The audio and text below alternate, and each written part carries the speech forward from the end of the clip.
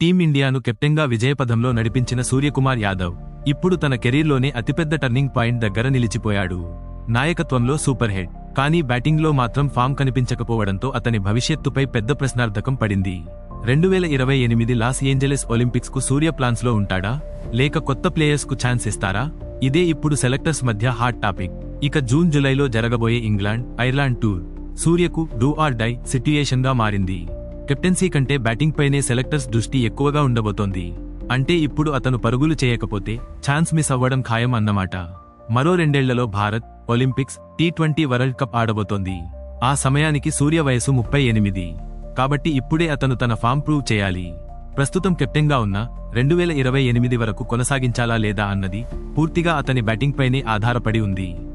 గత 2 ఏళ్లుగా పెద్దగా ఫామ్లో లేని సూర్య ఈ టూర్లో తిరిగి తన మ్యాజిక్ చూపిస్తాడా, లేక కెరీర్లోనే పెద్ద షాక్ ఎదుర్కొంటాడా? ఇదే ఇప్పుడు క్రికెట్ ఫ్యాన్స్ అందరూ ఎదురుచూస్తున్న ప్రశ్న.